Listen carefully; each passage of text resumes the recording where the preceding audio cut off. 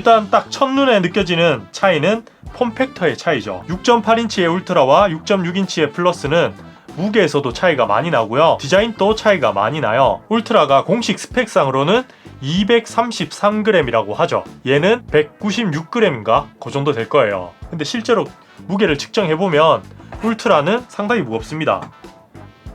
238g 플러스 201g. 제가 또 스마트폰 꽤 많이 써봤잖아요.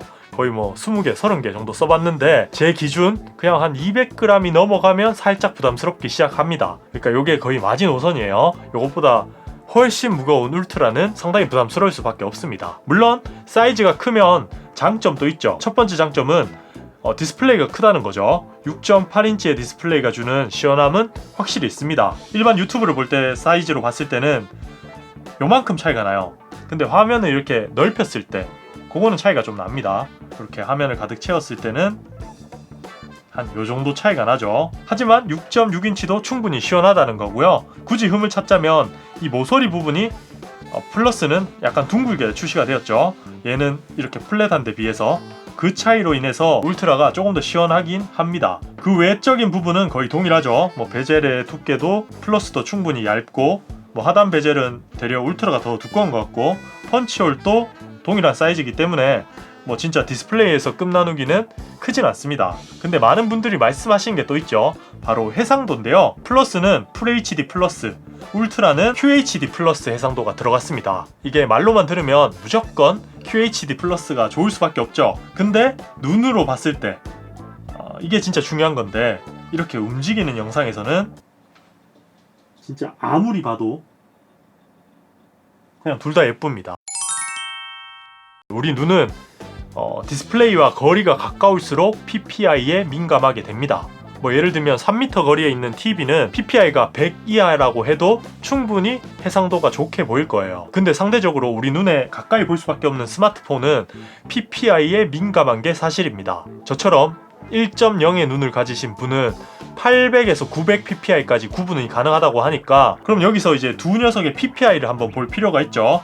플러스는 393 PPI로 출시가 되었고요. 이번 울트라는 500 PPI로 거의 100 차이가 납니다. 그럼 조금이라도 차이가 나야 되는 게 정상이죠. 근데 사실 눈으로 봤을 때는 차이를 느끼기 어려워요. 너무 화려한 화면이라서 안 보일 거다.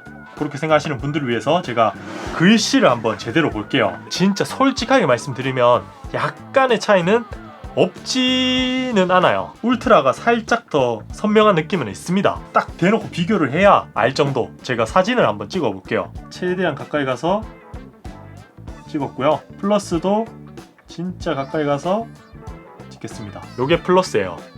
확대해 볼까요? 뭔가 글씨에 이런 도트들이 좀 보이긴 보이죠. 그럼 울트라도 한번 볼까요? 네. 자, 이렇게 변태같이 촬영을 하면 차이가 나요. 이렇게 글씨도 좀 흐린 느낌 나죠? 근데 우리가 이렇게 30cm, 20cm 거리에서 보시는 분들 많죠?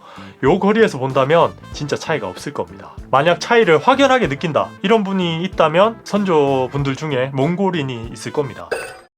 디스플레이에서는 화면 밝기도 동일하고 주사율도 사실 뭐 최저 프레임은 차이가 나지만 우리에게 중요한 건 최고 프레임이잖아요. 120Hz로 동일하기 때문에 그 사관님들처럼 치사하게 급 나누기를 한 부분도 없어요. 그래서 제 개인적인 생각이지만 디스플레이 때문에 울트라를 산다?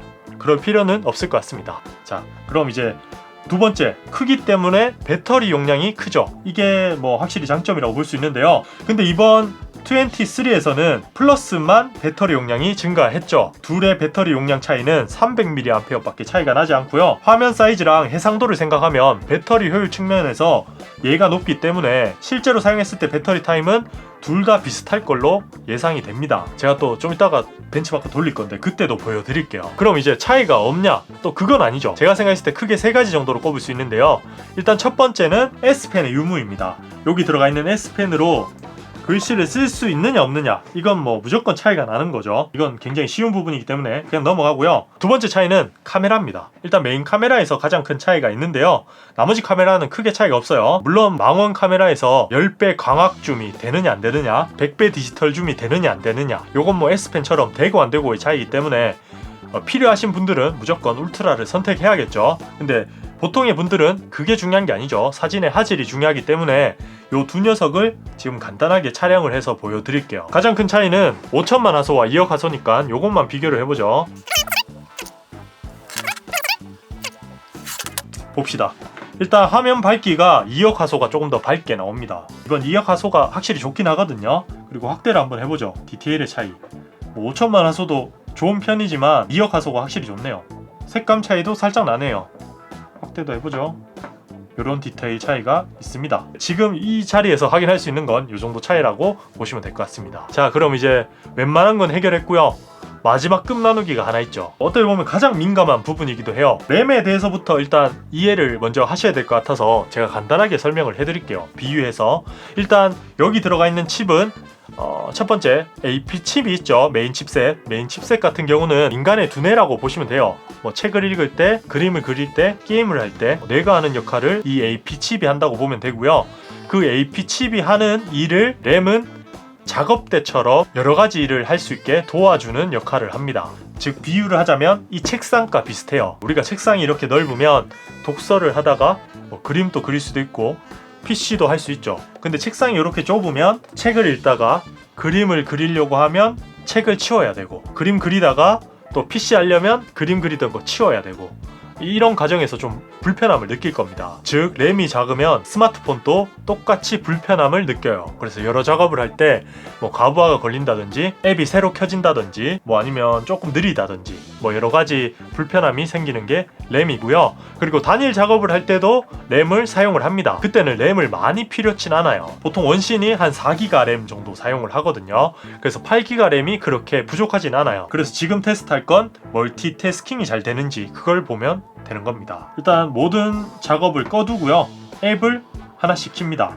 그리고 바로 다시 처음으로 가서 롤을 켜봅니다. 원신, 아스팔트, 배그도 한번 켜보죠.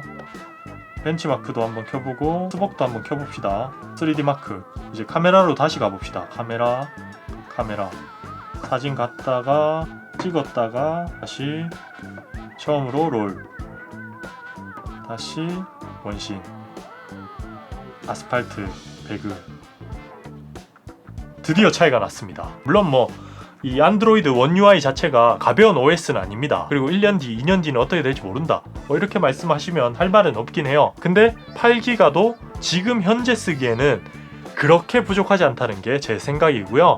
뭐 불편함이 약간은 생기겠죠. 근데 뭐 램 때문에 무조건 울트라를 가야겠다 이렇게 생각할 정도는 저는 괜찮은 것 같습니다. 이제 웬만한 끔 나누기는 다 봤죠. 뭐 AP칩도 동일하고 쿨링 시스템도 삼성의 발표에 의하면 베이퍼 챔버 크기가 똑같다고 해요. 근데 합리적 의심이 들죠. 이렇게 폼팩터가 다른데 쿨링 시스템이 똑같을 수가 있나? 이 두 녀석의 성능 차이를 한번 느껴볼 건데요. 일단 벤치마크를 10회 돌릴 거예요. 자, 한번 돌려보죠. 배터리도 한번 확인해 보시는 게 좋을 것 같아요. 둘 다 완충한 상태에서 지금 촬영을 시작했고 벤치도 10회차까지 동일하게 돌릴 겁니다. 멀티코어는 이렇고요. 싱글코어 바로 돌려보죠. 2회차 온도도 바로 측정을 해봅시다. 36도, 36도. 온도는 동일하네요.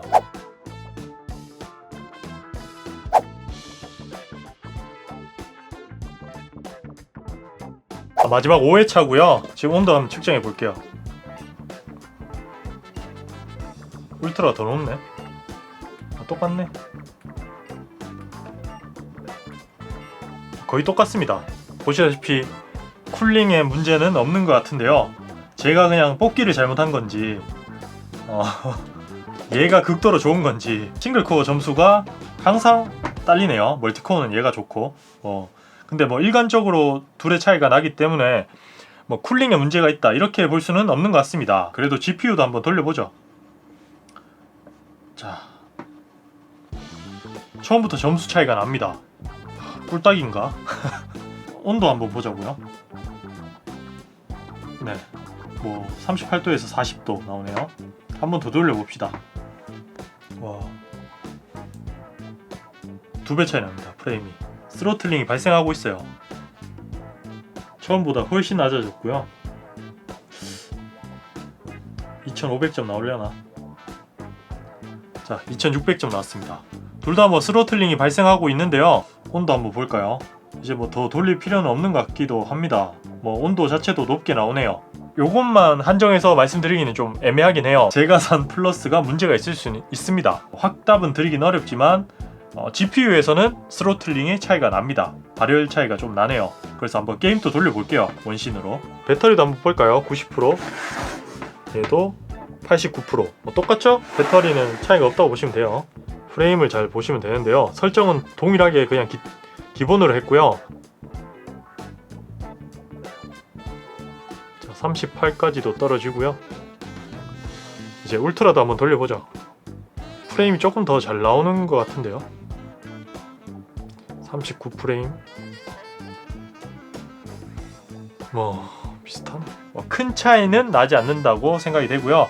그래도 뭐 차이가 아예 없다 이렇게 말하기에는 또 차이가 좀 있었습니다. 그래서 오늘의 결론은 두 가지를 보고 사면 될 것 같습니다. 크게 세 가지네요.